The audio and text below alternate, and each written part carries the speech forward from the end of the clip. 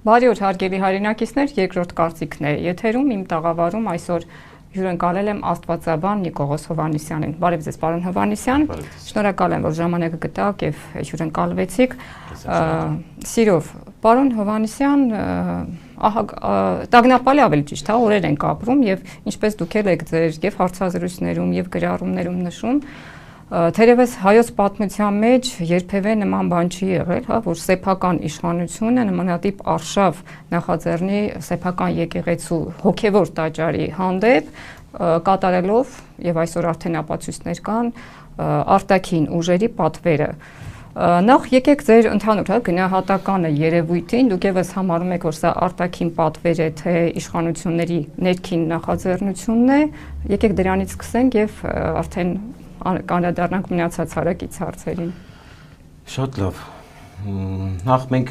գիտենք, որ այս ամեն ինչը սկսվել է 2018 թվականից։ Այո։ Այսինքն այն ժամանակ կար նոր Հայաստան նոր հայրապետ շարժումը, ինչպես որ մենք գիտենք,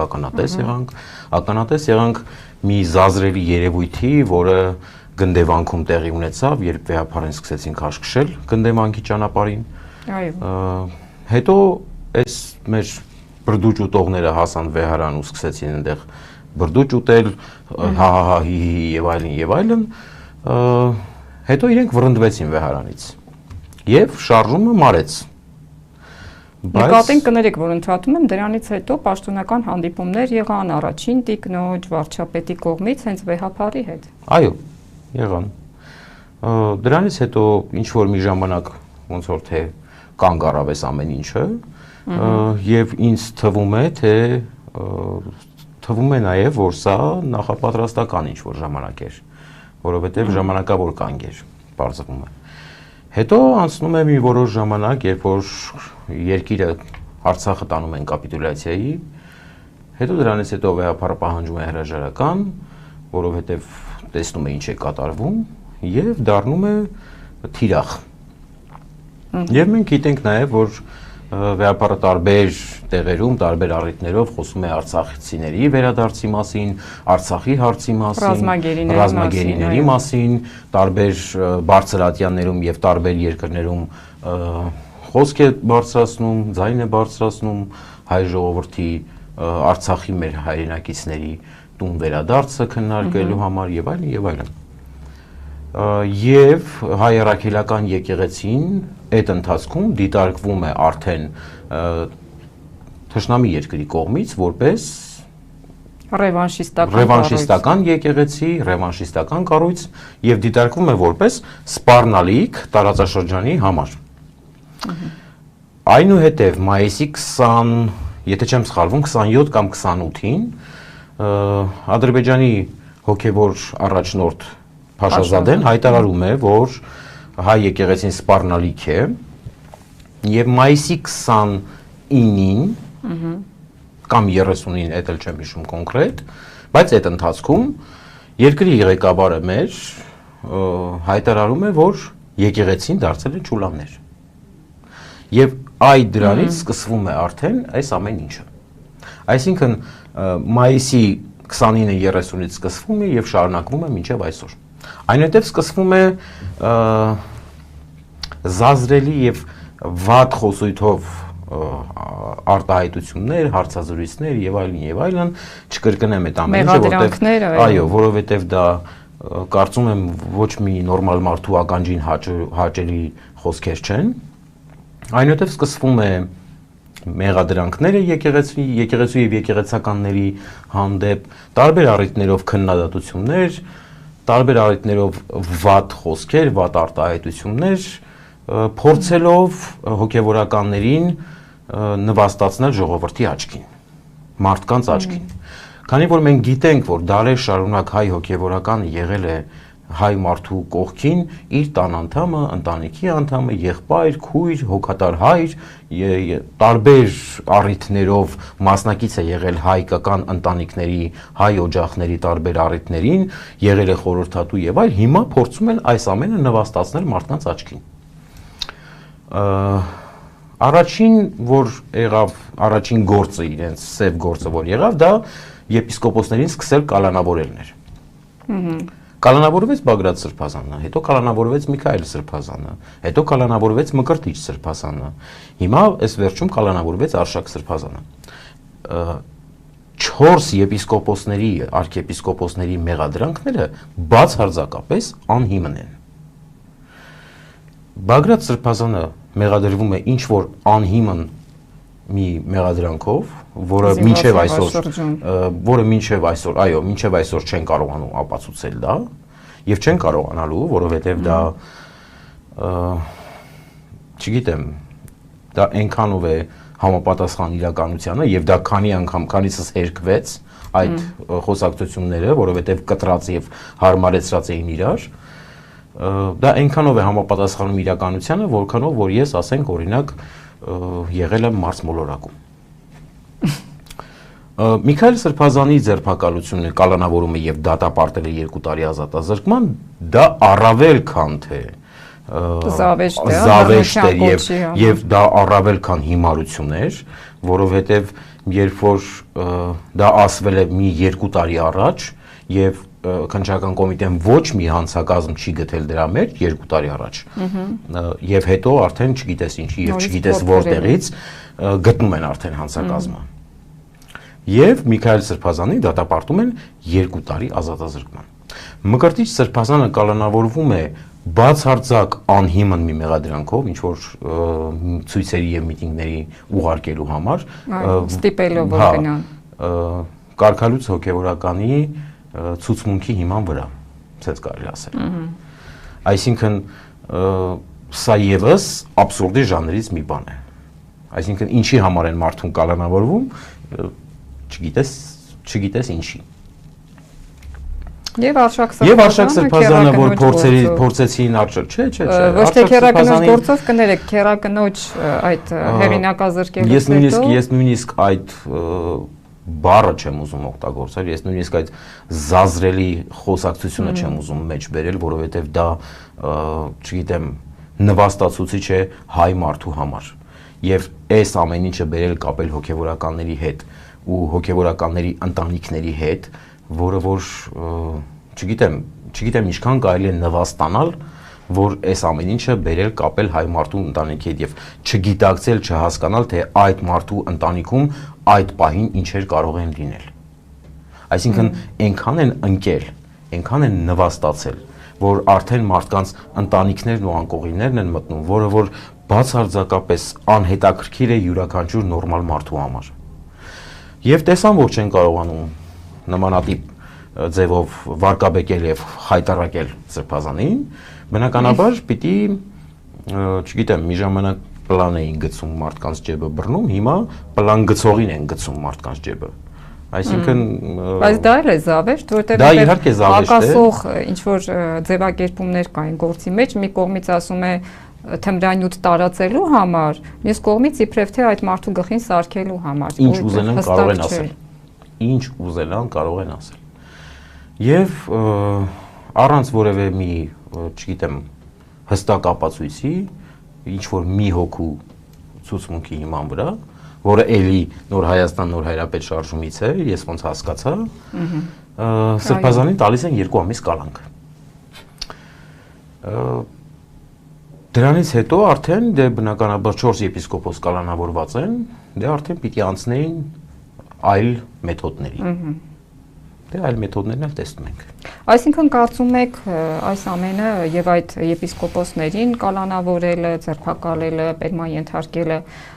փորձեր վեհափառ հայրապետին ճնշելու չստացվեց։ Հիմա մյուս մեթոդն է, հայտնվեցին, չգիտես որտեղից այդ 10 տիրադավ եպիսկոպոսները, որոնք փաստորեն անցան Նիկոլ Փաշինյանի կողմը եւ կարողացավ Նիկոլ Փաշինյանը նրանց օգտագործելով հիմա էլ այս ձևով է ճնշում գործադրում, մանավանդ որ մենք գիտենք թե ինչքան մեղքեր կան, հա, նրանց ուսերին ծանրացած, ամեն դեպքում նրանցից որևէ մեկը անմեղ չէ, ընդ որում այնպիսի մեղքեր, որ թույլ չի տալիս իրենց շարունակել իրենց հոգևոր ծառայությունը, բայց Փաշինյանը մի կողմից նրանց հետ համագործակցում է, մյուս կողմից այդ մեղքերի մեղադրմամբ փորձում է վեհափառ հայրապետին հեռացնել։ Հիմա, պարոն Հովհաննիսյան, ես ուզում եմ հասկանալ, Այդ դուք ասում եք Նիկոլ Փաշինյանի կատաղությունը սկսվեց այն ժամանակ, երբ որ վեհափառ Հայրապետը սկսեց անել այն, ինչ որ պետությունը չի անում, արցախցիների վերադարձի մասին, արցախցիների իրավունքների մասին խոսել, ռազմագերիների վերադարձի մասին խոսել, եւ այո, դուք ճիշտ նկատեցիք, որ Ադրբեջանից այսպիսի ահազանգ եղավ, որ ձեր եկեղեցին խանգարում է խաղաղության օրակարգին, եթե այսպես շարունակվի, խաղաղություն չի լինելու։ Այսինքն դա էր ադրբեջանական կողմից է ձեր կարծիքով այդ ահազանգը եղել եւ ճնշումները շարունակվել են, որտեղ ինչպես ասացիք, դեռ 18 թվականից է սկսվել, իսկ այն ժամանակ դեռևս այսպիսի դրսևորումներ չկային համենայն դեպս եկեղեցու կողմից։ Մենք գիտենք, որ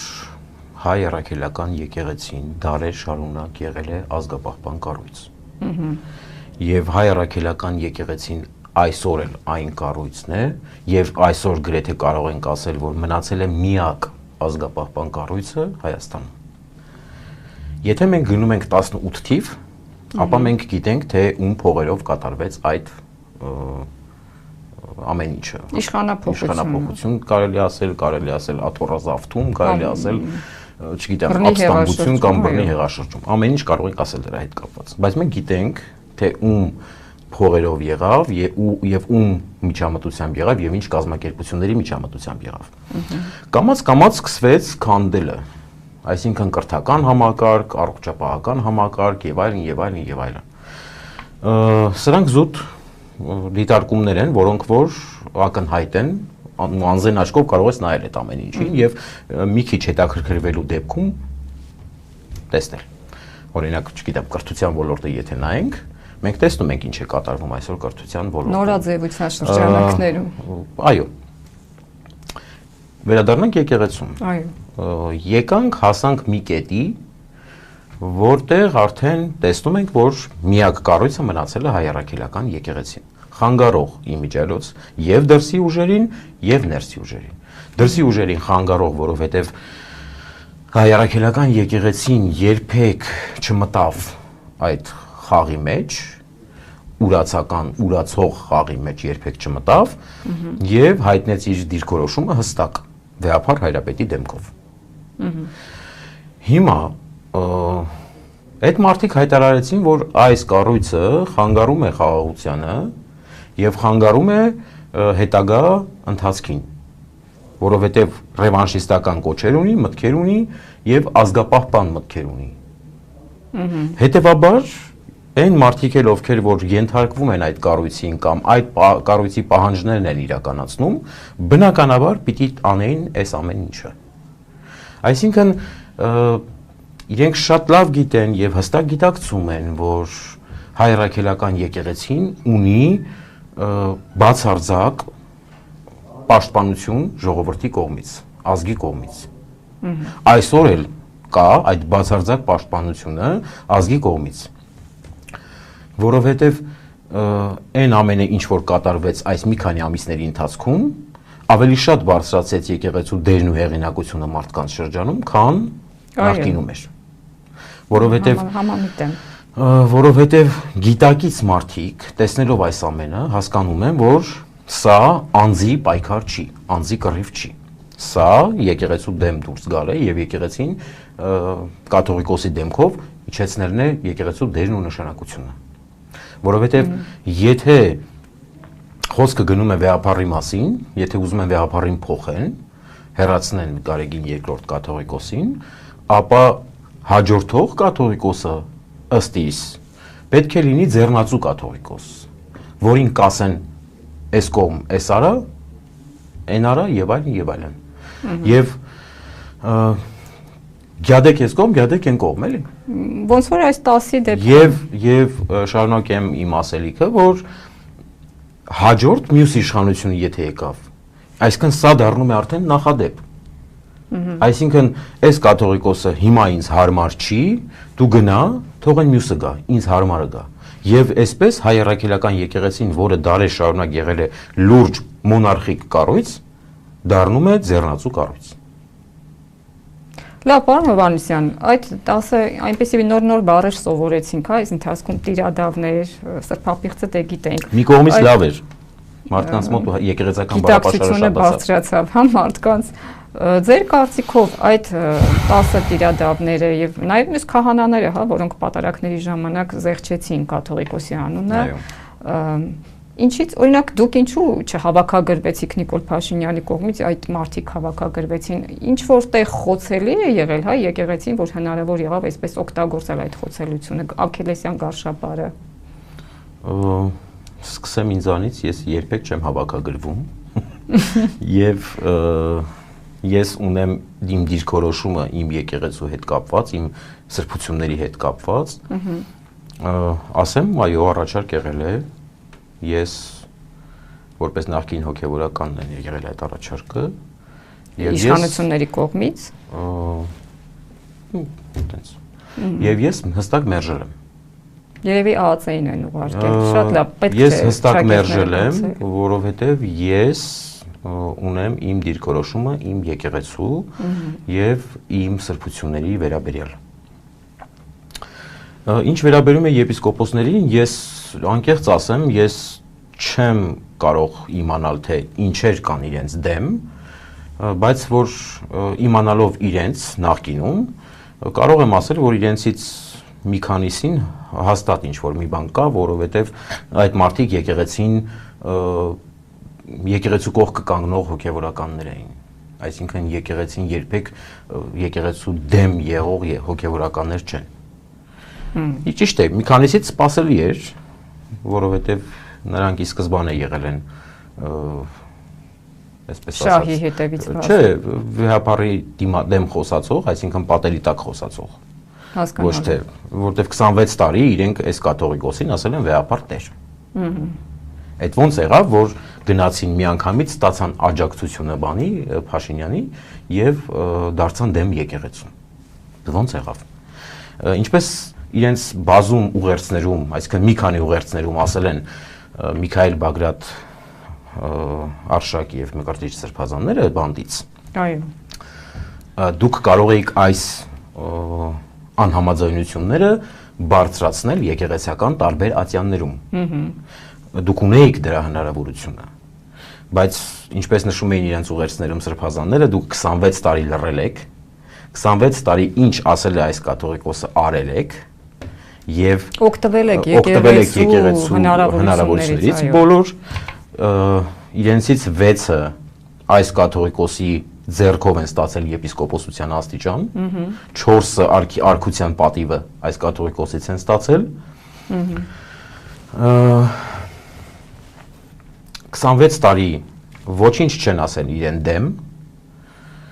դա կլինի Գերագույն հոգևոր խորհրդի նիստում, դա կլինի միաբանական ժողովներին, դա կլինի առանձին զրույցներում,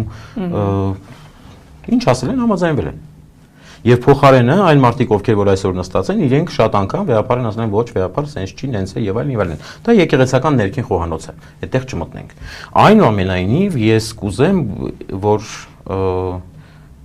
այսինքն ոչ թե կուզեմ, այլ կլինի այդպես, որ մի օր պարզ կլինի եւ կոմպրոմատները այն մարդկանց նկատմամբ, ովքեր որ այս ամեն ինչում կանգնած են եկեղեցու դեմ, եւ այն մարդիկ պատասխան կտան, թե ինչու արեցին այս ամեն ինչը։ Դե ախր կոմպրոմատներ եք ասում, բայց արդեն բոլորիս հայտնի է, հա, թե ով ինչով է զբաղվել, ով ինչ մեղքեր ունի, թույլ տվեք այդպես արտահայտվել իր ուսերին, այսինքն դա այլևս կոմպրոմատ չէ, որ կարողանա օգտագործել այդ մարդկանց։ Ցավալին այն է, որ նույն ԿՊԱ-ական շրջանակները այս եպիսկոպոսների հասցեին դեռ մեկ ամիս առաջ ասում էին վերջին բառերը։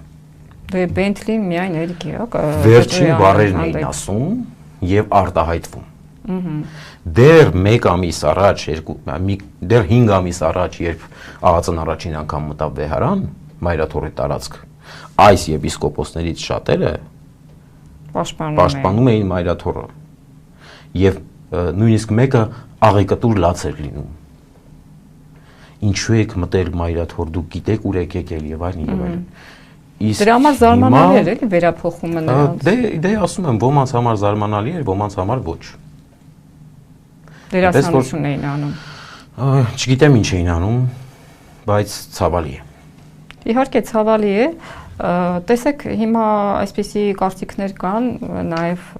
ակնարկներ են հնչում հենց իշխանական օղակներից, որ միջև ամանոր մտադրություն կա վեհափառ Հայրապետին հեռացնելու, ինչու են շտապում, ինչ կապ ունի ամանորը դրա հետ, որպեսզի ուղերձը չհնչի վեհափառի, թե այդքան ժամանակ են տվել նրանց։ Անկեղծ ասած, ես չեմ կարող ասել ինչու են շտապում, բայց որ շտապում են, դա հստակ է։ Ես կարծում եմ, որ խոսք տված խոսքեր ունի, այո, խոսքեր ունի, որոնք որ խոսք տված առիթներ ունի, որոնք որ հաստատ կփորձի իրականացնել։ Ես այդպես եմ կարծում եւ կարծում եմ, որ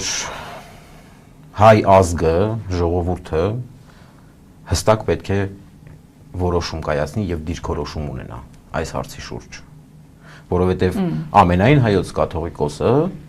10 միլիոն հայի կաթողիկոս է։ Ամենայն հայոց կաթողիկոսը 650 հոգու կողմից, 650,000 հոգու կողմից ընտրված չէ։ Ամենայն հայոց կաթողիկոսը ընտրված է ազգային եկեղեցական ժողովի կողմից, որը որ ներկայացնում է 10 միլիոն հայություն։ Ամենայն հայոց կաթողիկոսը կլինի բանտում, կլինի արտաքսման մեջ, Աստված ոչ անի այս ամեն ինչը իհարկե, որտեղ էլ որ լինի, կլինի ամենայն հայոց կաթողիկոս։ Որտեղ դա ցմահ է այդ կոչումը։ Մինչև, այո, մինչև իր մահը։ Ամենայն հայոց կաթողիկոսը չի դավաճանել իր ազգը, ամենայն հայոց կաթողիկոսը չի դավաճանել իր հավատքն ու եկեղեցին, եւ յուրաքանչյուր տեսակի բամբասանք առիթ չպետք է հանդիսանա վեհափառ Հայրապետի հեռացման։ Եվ յուրաքանչյուր քաղաքացիական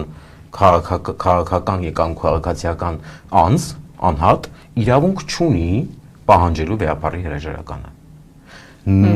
Այսինքն առանձնահատուկ այն մարդկանց, առավել եւս կապ չունի։ Առանձնահատուկ այն մարդիկ, ովքեր որ բացարձակապես կապ չունեն հայ առաքելական եկեղեցու հետ։ Մենք 3 անմիջապես հեռու չգնանք։ Կիրակի օրը 3։ Երկրի ղեկավարը երկրում չէր, ոչ մի եկեղեցում պատարակ հայտարարված չէր, որ մասնակցելու է։ Այո։ Եվ որևէ ԿՊԱ-կան իմ աչքով չընկավ, թե կլինի Facebook-ում, թե մնացած տեղերում, որտեղ որ մարդիկ մասնակցում են պատարակներին, որևէ մեկը չէր մասնակցել պատարակին։ ԿՊԱ-կաններից։ Այո։ Կամ ԱԱՑ-ից։ Այսինքն ես ինչքան որ տեղյակ եմ, իմ տեղեկության շրջանակների մասին եմ խոսում։ Որտեղ որ միշտ գնում եմ պատարակի, այնտեղ չեն եղել։ Որտեղից որ ես եմ տեղյակ։ Այսինքն ինչ է նշանակում։ Այս մարդիկ կապ չունեն եկեղեցու հետ։ Այս մարդիկ կապ չունեն քրիստոնեության հետ։ Այս մարդիկ եկեղեցի են գնում ծեսից ծես, արարողությունից արարողություն, եթե իհարկե գնում են։ Այսինքն ու այս մարդիկ, ովքեր որ մի քանի օր առաջ կոտրում էին կամ փորձում էին ձեռքերով ոտքերով հարվածել մայր տաճարի դռանը, հայոյում էին վերջին հայոյանքներով հոգևորականներին եւ տաճարի բակում, այս մարդիկ խոսում են քրիստոնեական արժեքներից եւ քրիստոնեության պահպանումից եւ քրիստոնեության բացառիկությունից, հայ ազգի բացառիկ քրիստոնյա լինելուց։ Սա զավեշտ է, սա նույնիսկ մանկապարտեզ չէ, սա հոգեբուժարան է։ Լավ ասեցիք, իհարկե կա այդպիսի բան ցավոք սրտի մեր հասարակության մեջ։ Այսօր հոգևոր զավակների, հետևորդների կողմից եկեղեցու, նաև ես տեսա, որ դուք եւս այդ հարցը բարձրացրել եք, ոչ թե պահանջ, հորդոր կամ սպասելիք կա եկեղեցուց, որ գոնե թե այդ 10 տիրադավներին, այդպես եմ արդեն իրենց կոչում, կարգալույծ անեն, բայց եկեղեցին չի շտապում, իհարկե այդ հարցը հնչել է, հոգևորականները պատասխանում են, եկեղեցուց պատասխան կա, որ դեռևս բոլոր գործիքակազմերը չեն սպառվել, երբ որ կսպառվեն, նրանց հնարավորություն տալու հետդարձի համար այդ ժամանակ նոր նրանք կարգալույծ կառնեն։ Նույնիսկ եթե ամուսնացյալ քահանան կամ սարկավակը խախտում է ինչ-որ կանոն եկեղեցական, նույնիսկ այդ դեպքում այս ամենը քննվում է 2-3 ամիս։ Առավել եւս այսօր եպիսկոպոսության պարագային կարծում եմ վեհապարը հստակ գիտի եւ գիտակցում է եւ տեսնում է եւ տիրապետում է այն ամեն ինչին, ինչը որ կատարվում է այսօր։ Եվ ինքը Գերագույն հոգևոր խորհուրդը եւ ազգային եկեղեցական ժողովը կարծում եմ կկայացնեն այդ որոշումը եպիսկոպոսներին կարգալույց կանեն, չգիտեմ, կզրկեն պաշտոններից, օրինակ մենք տեսանք, որ 3 եպիսկոպոս հոգևոր խորհրդից Գերագույն հոգևոր խորհրդի պատգամավորությունից, այսինքն մասնակցությունից դուրս մնացին։ Դա ես կարծում եմ, որ առաջին քայլն էր եւ ես կարծում եմ, որ շուտով վեհապարը կայացնի իր որոշումը, որովհետեւ եկեղեցին, ինչպես ասացի, մոնարխիկ կառույց է եւ եկեղեցին ինքն է որոշում եւ վեհապարն է որոշում, որտեղ նշանակի թեմի առաջնորդ, որտեղից հանի, ում նշանակի եւ ում բերի նրա փոխարեն։ Լավ, հետաքրքիր է, եթե այնուամենայնիվ մեղական այդ մարդիկ ապաշխարեն, վերադառնան, շարունակելու են նույն պաշտոնում ղեկավարել, մնալ նույն պաշտոնում, չէ՞ որ արդեն կյանքը ցույց է տվել, որ այդ մարդկանց չի կարելի վստահել, որ նրանք ցանկացած պահի կարող են թիկունքից հարվածել, որպես գործիք օգտագործվել եկեղեցու դեմ։ Կորոշի վեհապարը, թե ինչ կանի։ Չեմ կարող ասել, թե որ պաշտոններում կլինեն այդ մարդիկ, եթե նույնիսկ զղջան հետ վերադառնան, բայց այդ մարդկանցից նույնիսկ մարդիկ են եղել, ովքեր որ ասել են, որ արդեն ուշ է վերադառնալու համար։ Իրենք, ընդունում են, որ արդեն ինչու է ուշ։ Դե որովհետև մտել են այդ ամեն ինչի մեջ, քայլը արել են եւ բայց չէ՞ որ քրիստոնեությունը այդպիսի կրոն է, որ երբեք ուշ չէ, քանի կենթանի ես։ Եթե դու ճշմարիտ քրիստոնյա ես եւ գիտակցում ես այդ ամեն ինչը։ Այն հոգեվորականը, ով ստացավ օծում իր ճակատին եւ ձեռքերի մեջ, պետք է ցկյանս հավատարիմ լինի մայրաթորին։ Հավատարիմ լինի իր ուխտին։ Մայր աթոռում օծում ստացած հոգևորականը պետք է մինչև իր կյանքի ավարտ հավատարիմ լինի 301 թվականի ուխտին։ Պետք է հավատարիմ լինի իր օծման ուխտին։ Պետք է հավատարիմ լինի իրեն այդ օծմանը արժանացրած վեհապարի տված ուխտին։ Եվ յուրաքանչյուր մեկը, ով դրժում է այս ուխտը, դառնում է ուխտադրույժ։ Հետևաբար մենք տեսնում ենք այն ամենը, ինչ որ կատարվում է, տեսեք դուք ինձ մի քանի րոպե առաջ հարցրեցիք, թե դուք ինչու մասնակից չեք, դուք եք նախկին հոգևորական։ Ես ունեմ ուխտ մայրաթորի հանդեպ։ Ես չեմ լքում այն կառույցը, որտեղ որ կայացել եմ, որտեղ որ շնչել եմ, որտեղ որ ապրել եմ, որը որ ինձանից կերտել է այդ մարդուն։ Հետևաբար ես այն ուխտը, որը որ ունեմ, ես հիմա էլ կոչ եմ անում այն մարդկանց, ովքեր որ դեմ են գնացել սրան, վերադառնան, ինչպես մայրաթորն է ասում, կանոնական դաշտ։ Քանի որ այսօր դեռ ուշ չէ։ Ես ցավում եմ, որ ես լինելով կոչումով մի քիչ ավելի ցածր, սա ասում եմ եպիսկոպոսներին, բայց որպես թեկուզ կրծեր եղբայր եմ ասում։ Ինչ եք կարծում այն ինչ որ տեղի ունեցավ օրեր առաջ մայրաթոռում, նպատակը գրոհել վեհապար Հայրապետին իսկապես հանգստի կոչվելը հեռացնել էր, թե նախապատրաստական աշխատանք էր եւ սպասում եք հաջորդը ձեր կանխատեսում, օրինակ հիմա այսպիսի կանխատեսում կա, որ ամսի 28-ին արդեն անձամբ Նիկոլ Փաշինյանի կողմից այդ արշավը կղեկավարվի եւ երևի թե արդեն ելքը կփորձեն տեսնել։ Տեսեք, մայրաթոռ վերջին գրոհը, այսպես ասած, այո, եւ եպիսկոպոսների կոչով իմիջայլոց եղավ հետեւյալ կերպ։ Եպիսկոպոսները նախապես կոչ են անում, որ մենք գնում ենք մայրաթոռ ինչ որ հայտարարություն կարդալու եւ վերջնագիր ներկայացնելու վեհապարին։ Մայրաթոռում ես ներկա եմ եղել, ժամը դրված էր ժամը 5-ին, ես մայրաթոռում էի ժամը 2-ին։ Եվ ժամը 2-ից սկսած մայրաթոռ են գալիս ոստիկաններ տարբեր ուժայիններ եւ այլն, ու հետո գալիս են ավտոբուսներ, որոնք բերում են տարբեր մարզերի, մարզպետարանների աշխատող, դպրոցների աշխատող, մանկապարտեզների աշխատող, եւ այդ մարդիկ խումբ իջնում եւ գնում են մայր տաճար։ Անցնում է մի որոշ ժամանակ, այդ մարդիկ գնում են, գլուխները կախ, որովհետեւ հասկանում են, թե ուր են եկել, թե ինչի համար են եկել։ Այսինքն իրենց պարտադրել են։ Որովհետեւ տեսնում են իրենց կողքի մարդը հայոյում է հոգեվորականին, այս մարդը ասում է, ախպեր, ես այս դրա համար չեմ եկել այստեղ։ Ես ոչ չեմ եկել կաթողիկոս հայոյեմ։ Ես եկել եմ, որ ինձ ասել են գնում ենք Մայրաթոր։ Եվ մնում են այն մարդիկ, ովքեր որ սկսում են վերջին արտահայտություններով, վատ արտահայտություններով դիմել հոգեվորականներին, հայոյել Մայր տաճարի բակում եւ այլն։ Այնուհետև գալիս են 10 եպիսկոպոսները, կարդում են իրենց վերջնակիրը, թողնում գնում են։ Ուժայինների ուղեկցությամբ բերում են, ուժայինների ուղեկցությամբ տանում են։ Բայց այստեղ հարցը ի՞նչն է։ Ես ուզում եմ անկեղծ հարց ուղղել այդ մարդկանց։ Դուք տեսաք ովքեր էին եկել ձեր կոչով։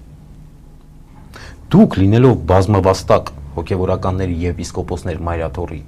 հայ առաքելական եկեղեցու, տեսաք ովքեր էին եկել ձեր կոչով։ Տեսաք ինչեր էին անում։ Ես եղել եմ դռների մոտ կանգնած Մայր տաճարի, երբ որ հայոյանքներն ու վերջին լուտանքները տրվում էր հոգեվորականների եւ եկեղեցու հասցեին, վեապարի հասցեին։ Այսպես չեն մաքրում եկեղեցին։ Ինչպես կասեր Միքայել Սրբազանը, եկեղեցին օվկիանոս է եւ ունի ինքնամաքրվելու հատկություն եւ որևէ մեկը իրավունք չունի իր կեղտոտ ձեռքով մաքրել անաղարտը։ Հիմա հաջորդ արշավը ձեր կարծիքով հաջորդ արշավը ես չեմ կարող ասել երբ պիտի լինի, չնայած հələ որ գնում է լուրեր, որոնք որ այսպես ասած օդում կախված լուրերի են նման, բայց այնուամենայնիվ ես կարծում եմ, որ սրանք կներեք բառը պիտի օգտագործեմ, սլիվեր են, որոնք որ տրվում են տարբեր առիթներով եւ նախազգուշական արտահայտություններ են, ասենց ասեմ։ Դե ամեն դեպքում միջև ամանոր բան չի մնացել, հաշված օրեր են մնացել եւ եթե նրանք մտադիր են միջև ամանոր վեհապարին հեռացնել, անիմաստ, որտեվ դա չի ստացվել, ես վստահ եմ նրանց մոտ, կարծում եմ, որ երևի թե 25-26-ից սկսած կամ երբ որ Նիկոլ Փաշինյանը վերադառնա Ռուսաստանից, արդեն այդ քայլերը կձեռնարկի։ Աստված ոչ անի, որ նման քայլ անեն, որովհետև դա կլինի մեծ անեծք եւ նզովք հայ ազգի գլխին։ Մտնել ուժով Մայր տաճար եւ կպնել Աստծո օծյալին, դա մեծ անեծքի արժանացնելու։ Հայ ազգի գլխին եկող տարվա մեջ արժանանալու է մեծ անեծքի։ Հոգևորականը Աստծո օծյալն է։ Եթե մարդը հասել է հոգևոր ինչ-որ աստիճանի, նշանակում է դա Աստծո կամքն է եղել։ Եթե մարդը օծվել է եւ հասել է օծության, դա Աստծո կամքն է եղել։ Այլ բան է, երբ որ մարդը շեղվում է այդ օծումից իր սատանայի միջնորդությամբ, տարբեր տեսակի ներգործությունների միջնորդությամբ, դա այլ բան է։ Եվ դա էլի քննողը Աստված է, ոչ թե երկրի քաղաքական կամ քաղաքացիական ղեկավար կազմը։ Եվ այս մարդը երեխա ունի, այն մարդը երեխա ունի, սա այսպես արեց, սա այնպես արեց եւ այլն։ Որևէ մեկի գործը չէ։ Եվ ես վստահ եմ եւ 100% համոզված եմ, որ որևէ եպիսկոպոսի կամ վեհապարի երեխա ունենալ չունենալը որևէ մեկի հավատքի հետ կապ չունի, բացարձակ։ Եվ ազգի պահպանման հետ որևէ մեկի հավատքը չի ավելանալու կամ չի պակասելու այս լուրերը իմանալուց հետո։ Ոչ ում է հետաքրքիր դա։ Ում է հետաքրքիր դա։ Այդ դեպքում ինչու է այդպիսի ձեր ասած սլիվներ անում, այս իշխանությունը կամ իշխանության ղեկավարը, որը իրեն ասոցացնում է բոլորի հետ, ինքն է միակը, ինչու է այդպիսի, չգիտեմ, զրպարտություններ տարածում եւ իդեպ նաեւ կուզեմ խոսենք այդ թղթի մասին, իբրև թե Ռուսաստանի հոգևոր առաջնորդ Եզրաս Սրբազանը նախկին ԿԳԲ-ի ՊԱԿ-ի գործակալ է։ Դա եւս լիվեր այդ ծիծաղելի թուղթը։ Ինչի ով է իր լսարանը, ում համար է անում, որտեղ իսկապես գիտակցություն ունեցող, քիչ թե շատ գիտակցություն, չասեմ նույնիսկ բարձր գիտակցություն ունեցող մարդու համար շատ ծիծաղելի է, էլի այդպիսի լուրերի տարածումը։ Ճիշտ ասած, ես չեմ ուզում մտնել դրա մեջ, որովհետև տեղյակ չեմ։ Բայց ինչքանով որ տեսնում եմ, ականատես եմ դրան, եւ ինչքանով որ գիտեմ Եզրաս Սրբազանին, մի բան հստակ կարող եմ ասել։ Եզրաս Սրբազանը նոր Նախիջևանի եւ Ռուսաստանի թեմի առաջնորդ լինելով հանդերձ, այսքան տարիների ընթացքում կառուցել է 80 եկեղեցի։ Ռուսաստան։ Այո։ Եզրաս Սրբազանը բացել է տարբեր մշակութային կառույցներ Ռուսաստանի տարածքում, իր թեմի տարածքում։ Եվ մենք եւ գիտակից մարդիկ եւ այնտեղ ապրող հայկական համայնքը իրենք գիտեն միայն թե իրենց համար ինչքան անհրաժեշտ էր այդ մշակութային օջախներ բացելը տարբեր համայնքներում։ Այսքան հայապահպանության հսկայական հայապահպանության ֆանտաստիկ գործ է արել Եզրաս Սրբազանը այս տարիների ընթացքում։ Գրադարաններ, գրադարաններ, դպրոցներ, մշակութային օջախներ, եկեղեցիներ ոչ միայն կառուցել, այլև եկեղեցիների վերանորոգման եւ կառուցման հետ մեկտեղ կառուցվել են եկեղեցուն կից երիտասարդական միություններ, որտեղ որ կրթվել են երիտասարդներ, որտեղ որ այդ երիտասարդները ստացել են հայեցի դաստիարակություն եւ այլն եւ այլն եւ այլն։ Այս ամեն ինչի հեղինակը Եզրաս Սրբազանն է։ ԿԳԲ-ի գործակալը, ծիծաղելի է։ Իսկ հիմա ինչ որ թուղթ բերել մեջտեղ եւ ասել որ 80 որ թվականին 86 թե 88 հա այդ թվականին Եզրաս Սրբազանը հավաքագրվել է ԿԳԲ-ի կողմից մենք հստակ գիտենք որ սովետականներ չէ ԿԳԲ-ն մենք հստակ գիտենք որ մինչեւ 90-ականների սկիզբ ամեն ինչը այդ սովետական միության տարածքում ռուսերեն էր բոլոր թղթերը ու բերում են ինչ որ հայերեն մի հատ թղթի կտոր դնում են մարդկանց առաջ եւ ասում են աղացան թուղթը հրապարակել, որտեղ որ Եզրաս Սրբազան։ Այդպիսի թուղթ։ Եկեք տպենք, գրենք տպենք, հրապարակենք, որ այս ինչ մարդը, ասենք, չգիտեմ, իմ ագենտն է օրինակ։ Ինչ պակաս կունի որ։ Ընդ որում առանց ստորագրության է այդ թուղթը։ Այդ թուղթը առանց ստորագրության է, այդ թուղթը հայերեն է։ Շատ տվյալներ բացակայում են եւ ես կարծում եմ որ դա ընդհանրապես A4 ֆորմատի կեսին ոնց են ասում, չգիտեմ, դրա կեսն է։ Ճիշտ ասած, ենթադրենք, դիցուկ, նույնիսկ եթե ՊԱԿ-ի գործակալ է, այսպես եթե հավատացողներ կան, հա, այդ թղթի կտորին, ինչ ասել է սովետի ժամանակ ՊԱԿ-ի գործակալ։ Այդ մարդիկ ծառայել են իրենց հայրենիքին, այդ այսպես կոչված գործակալները, ոչ թե ծառայել են օտար երկրներից, քանի որ Հայաստանը եղել խորհրդային Հայաստան, ընդունենք ոչ թե եղել է Հայաստանի անկախ հանրապետություն, ծիծաղելի են էլ այդ մեղադրանքները, որ Ռուսաստանի գործակալ է եղել այդ մարդը։ Ինչ է արել։ Վերջին հաշվով այսպիսի նաև տեղեկություն էլ կա, որ Ռուսաստանը փորձ է արել, Ռուսաստանը չէ կներեք խորհրդային միությունը, որտեվ աշխարհի նաև անտարբերության եւ թուրքերի վայրագության պատճառով, գիտեք, ցեղասպանվեցին հայերը եւ սփռվեցին աշխարհով մեկ, սփռվեց նաև հայկական կապիտալը։ Փորձ է արվել այդ կապիտալը այն երկրներից, որոնց անտարբերության եւ նաև մասնակցության պատճառով եղավ հայոց ցեղասպանությունը, բերել խորհրդային Հայաստան, օգտագործել այս երկրի բարգավաճման համար։ Կա նաև այդպիսի տեղեկություն, ուրեմն պետք է ամեն ինչին տիրապետել, վերլուծություններ անել ու հետևություններ անել։ Տեսեք, մարդիկ իրականում չեն սիրում վերլուծություններ անել։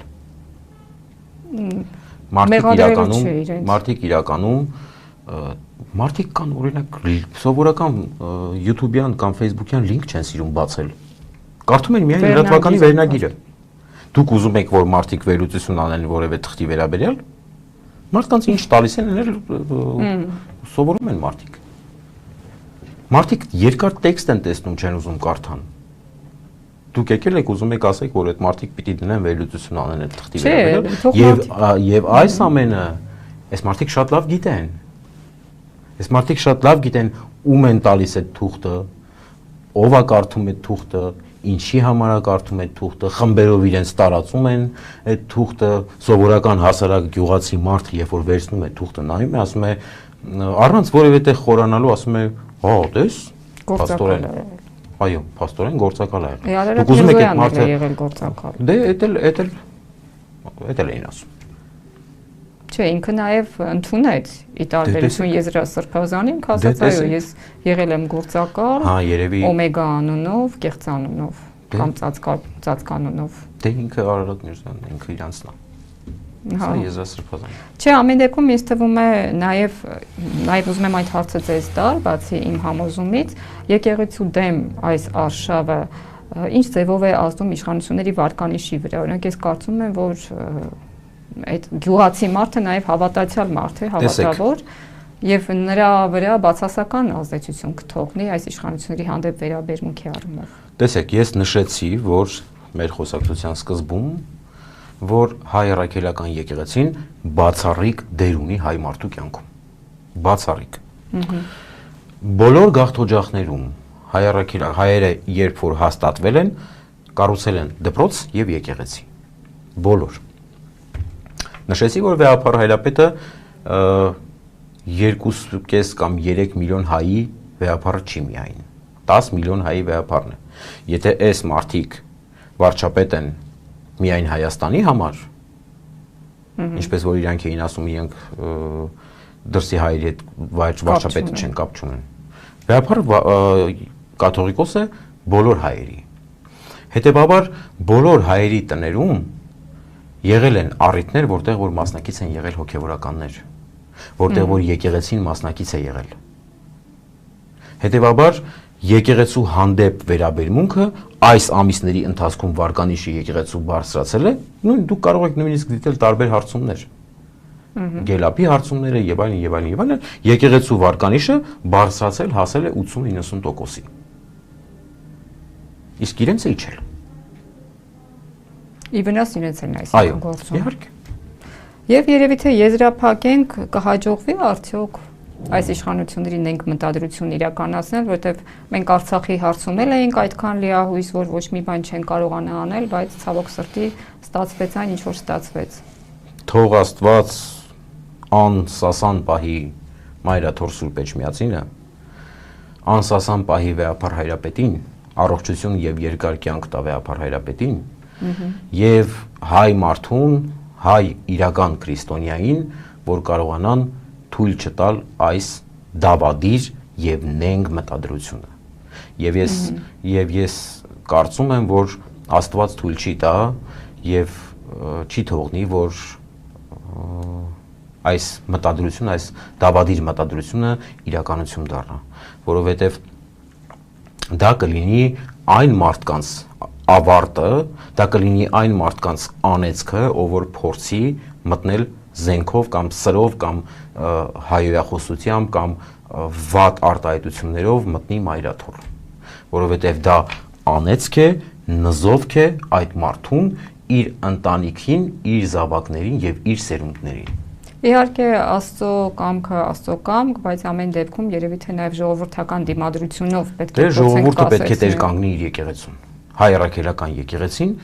իր ժողովրդի եկեղեցին է։ Եվ ժողովուրդը պետք է տեր կանգնի իր եկեղեցուն։ Նաև իր ինքնության եւ գոյության, որտեղ դուք ինչպես արդարացիորեն նշեցիք, եկեղեցին է,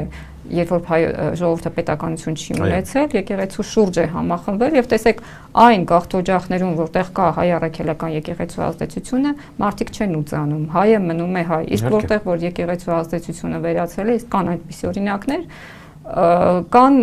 ոչ հայկական ազգանուններով հայեր ընդհանրապես։ Շնորհակալ եմ շատ, պարոն Հովհաննիսյան, կարևոր զրույցի համար, բոլորս վճռական ենք կամքով լի, կարծում եմ, եթե հաջորդ արշավը մոտակա օրերին լինի, ավելի մարդաշատ կլինի Էջմիածինը եւ մարդիկ ավելի վճռական կլինեն։ Շնորհակալ եմ։ Ես եմ շնորհակալ։ Սիրով։ Շնորհակալ եմ մեզ հետևելու համար, հարգելի հայրենակիցներ, երկրորդ կարծիքի տաղավարում այսօր զրուցում է աստվածաբան Նիկողոս Հովհաննիսյանի հետ։